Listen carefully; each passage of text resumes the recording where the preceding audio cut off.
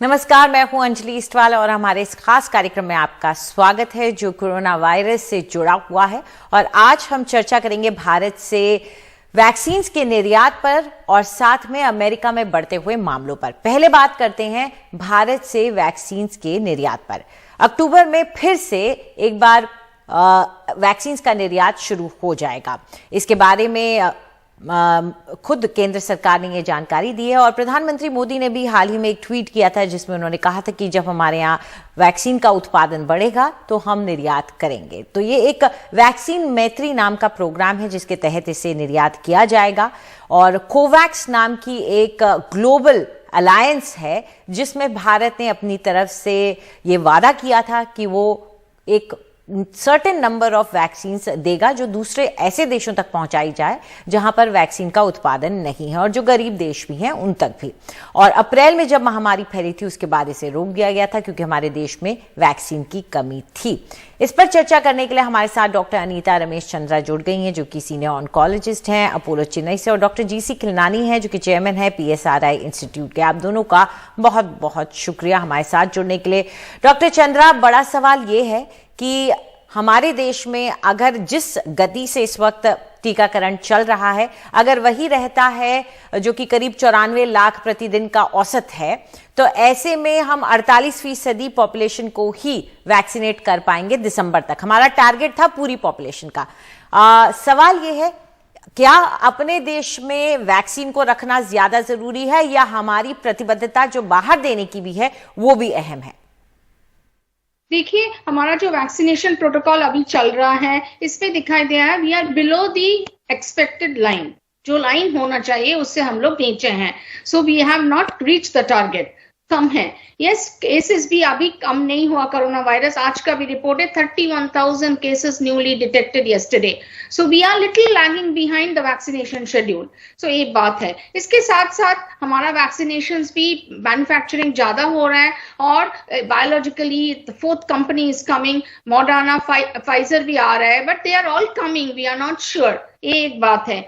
तीसरा बात है कि आपने पहले भी बता चुके हैं FDA has given permission in US। उसी तरह का इंडिया में भी हमारे पास परमिशन होना चाहिए कि all frontline health care workers and those above 65 जो हाई रिस्क है उनको थर्ड डोज का जरूरी है। So these 3 points brings us into an issue. Yes, अभी कोरोना का खतरनाक हमारा देश से कम नहीं हुआ। We are still in the second wave ending and third wave अभी शुरू नहीं हुआ। Demand is high, it's huge. Okay, yes, हमारा देश का टीका first to finish replace our stock is very important. Okay, इसके साथ साथ दूसरा भी जो बात चल रहा है विदेशों में देने के लिए, पर्टिकुलरली बांग्लादेश, नेपाल, मालदीव्स, भूटान जो हमारा पड़ोसी देशों में है। तो okay, yes, we are in the part of Covax जो आपने बताया है एंड वैक्सीन मंत्री हमारा जो देश का चल रहा है। इसी से हमारे से yes it's a global fight. हमको दूसरे को हेल्प तो करना ही चाहिए but we have to balance between the both. First हम इंडियंस को प्रोटेक्ट करें, उसके साथ साथ थोड़ा बहुत वैक्सीन भी देना है एक्सपोर्ट के लिए सराउंडिंग कंट्रीज में। बिकॉज ये जो सराउंडिंग कंट्रीज बांग्लादेश, इसी से काफी समय आदमी अंदर जाते हैं बाहर भी जाते हैं। There is trafficking of people and workers. So अगर हम अपने आप प्रोटेक्ट हो गया, बाहर वाले को प्रोटेक्ट नहीं किया, वो लोग दूसरा वायरस का स्ट्रेन्स ले आ सकेंगे। सो ग्लोबली हम लोग को बढ़ना चाहिए। तो इसी हिसाब से मेरा what I want to tell the viewers is that yes we have to meet our demands। हमारा डिमांड्स काफी ज्यादा है, धीरे धीरे बढ़ रहा है। थर्ड डोज अगर लेना है तो yes this curve will be very high। और मैन्युफैक्चरिंग ज्यादा इंक्रीज करना है, सोच समझ करके एक्सपोर्ट भी करना है। यस, जो आदमी हमारे इंडिया के अंदर आ रहे हैं काम के लिए, जैसे बांग्लादेश, भूटान, उनको वैक्सीनेट करिए हमारा वैक्सीन दे करके। I think in one country in Saudi area is doing that. अगर आप उन कंट्री में जाते हैं काम करने, वो अपना वैक्सीन दे देते हैं। वैसे आप कर सकते हैं कि हमारा वैक्सीन जो हमको हेल्प करने के लिए रहा है पड़ोसी विदेशों से, कंट्री से, yes please give the vaccine to them. जी, डॉक्टर खिलनानी, आपकी इस पर क्या राय है? क्योंकि बड़ा सवाल ये भी है कि जिस तरीके से देशों के बीच में ट्रैवल चल रहा है और प्रेशर भी बन रहा है कि ट्रैवल खोलिए, ऐसे में एक देश पूरा वैक्सीनेट हो जाए और कुछ देश ना हो, वो भी एक बड़ा चिंता की बात हो जाती है। हाँ अंजलि, बहुत ठीक बात करी। कोविड एक अंतर्राष्ट्रीय समस्या है, ये कोई भारत की समस्या नहीं है, एक बात। दूसरी बात यह है कि जो गरीब देश हैं वहां पर 10% से कम लोग वैक्सीनेटेड हैं। अफ्रीका की बात करें तो 4% से कम वैक्सीनेटेड है। और सही किया भारत सरकार ने कि मार्च में एक्सपोर्ट बंद कर दिया, क्योंकि भारत में वैक्सीन की शॉर्टेज थी और जरूरत थी, और ये हम सबको पता है कि वैक्सीन की शॉर्टेज थी। लेकिन इस समय जो माननीय स्वास्थ्य मंत्री ने बोला कि तीसरे क्वार्टर में भारत 100 करोड़ वैक्सीन प्रोड्यूस करेगा। कोविशील्ड वैक्सीन है, कोविशील्ड है, स्पुतनिक है, जाइको वैक्सीन है, और भी 3 अलग पाइपलाइन में वैक्सीन है। तो भारत की जो हिस्ट्री रही है, भारत करीब 150 देशों को वैक्सीन पहुंचाता रहा है, और इवन कोविड वैक्सीन उन्होंने 80 देशों को पहुंचाई है। अगर हमारे पास, मेरे को नहीं लगता कि भारत के पास अब कोई वैक्सीन शॉर्टेज होने वाली है। ये सारा प्लानिंग के साथ किया गया है। तो ये हमारी एक रिस्पॉन्सिबिलिटी है, ये जिम्मेदारी है, ये मॉरल ड्यूटी भी है कि अगर हमारे पास वैक्सीन की एक्सेस है और हम अगर कन्वीनियंटली सबको सप्लाई कर सकते हैं, तो जिन देशों का नाम डॉक्टर साहब ने लिया, चाहे बांग्लादेश हो, मालदीव हो, नेपाल हो, अफ्रीका के देश हैं, जिन देशों में इनकी जरूरत है, इसमें एक अपना फायदा ये है कि अगर बाकी देश अगर वैक्सीनेटेड नहीं होंगे तो फिर भारत को भी इफेक्ट होगा, क्योंकि इंटरनेशनल ट्रैवल तो खुल गया है और खुलने वाला है।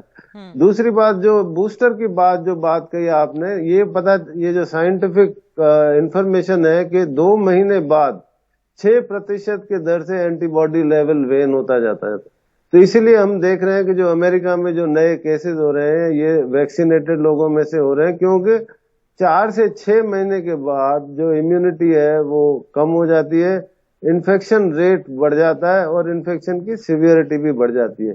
इसलिए मैं सहमत हूँ डॉक्टर साहब के साथ कि बूस्टर का भी भारत को उसकी कॉग्निजेंस लेनी चाहिए, लेकिन जो प्रायोरिटी होनी चाहिए वो प्राइमरी वैक्सीनेशन के लिए होनी चाहिए, जो कि अभी है। इस समय जो है ना, भारत अभी किसी स्टेज पे नहीं पहुंचा है, क्योंकि जो कंप्लीट वैक्सीनेटेड लोग तो अभी 20% से भी कम है। लेकिन हम उम्मीद करते हैं कि दिसंबर तक सभी एलिजिबल लोगों को करीब 1 डोज लग जाएगा जी।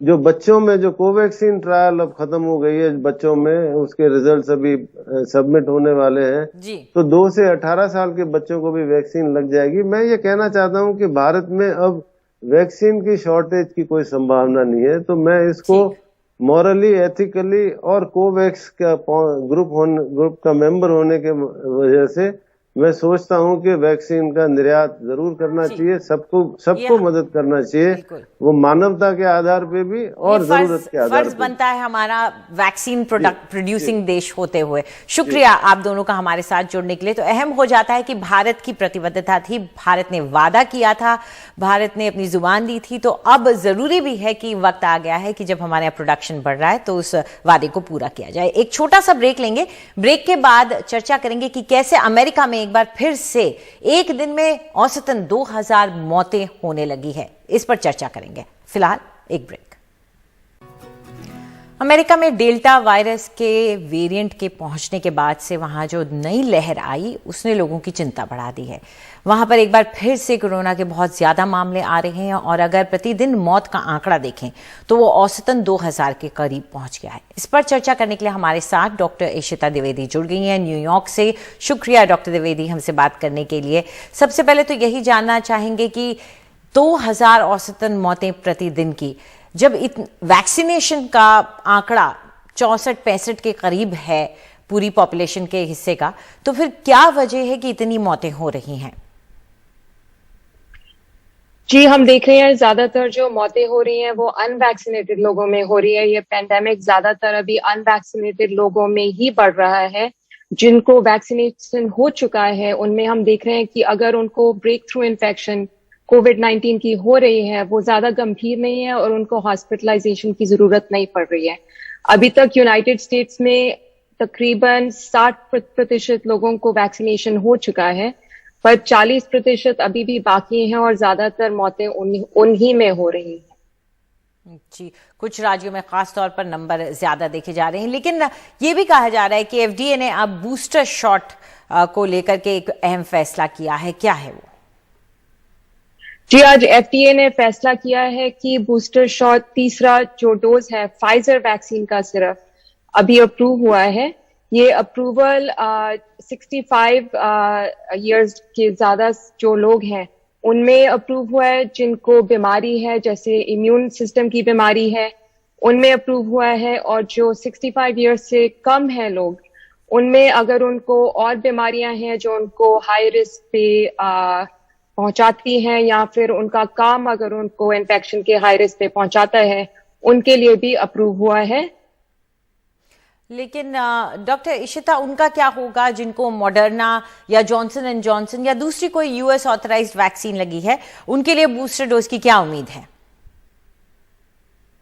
जी, अभी ये पता चल रहा है कि मॉडर्ना ने एप्लीकेशन फाइल की है अप्रूवल के लिए, अभी वो प्रोसेस जारी है, और J&J का जो अभी डेटा आ रहा है वो हमें पता चल रहा है कि सफल है बूस्टर डोज के साथ और ज्यादा इन्फेक्शन से सुरक्षा पहुंचाता है। तो अभी उन्होंने फाइल नहीं किया है, पर उम्मीद है कि फ्यूचर में जल्द से जल्द उनका भी अप्रूवल हो जाएगा।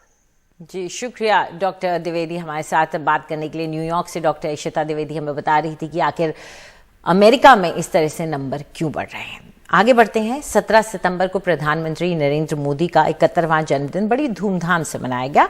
ठीक इसी दिन कोविड-19 के टीकाकरण अभियान में 2 करोड़ से ज्यादा टीके लगाने का दावा भी किया गया।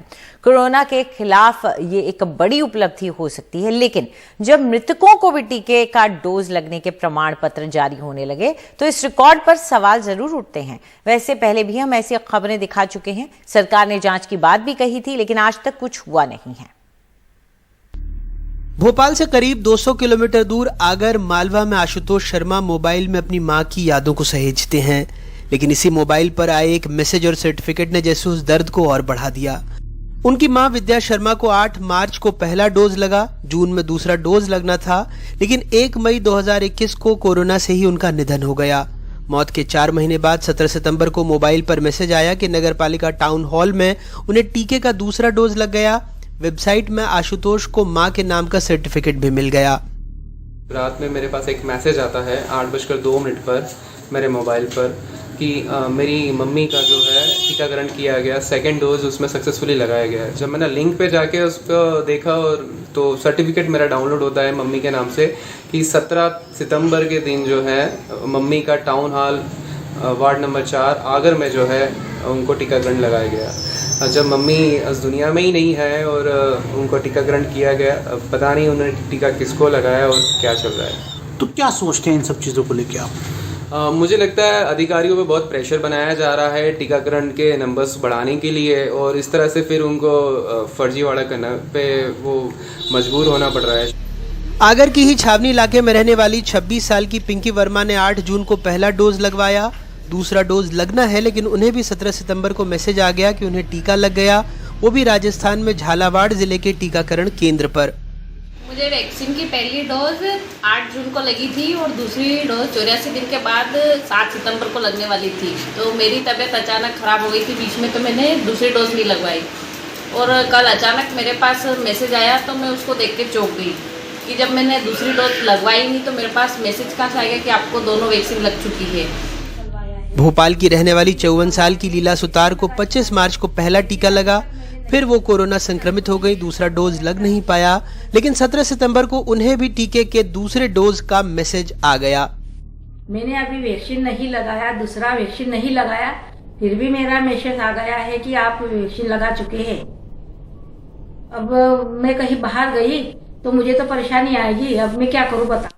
मध्य प्रदेश में 5,86,58,290 टीके के डोज लग चुके हैं, यानी लगभग 84% आबादी को टीके की एक डोज मिल गई है, लेकिन लगभग 52 लाख लोगों को जिन्हें दूसरा डोज लगना है उन्हें भी डोज का इंतजार है।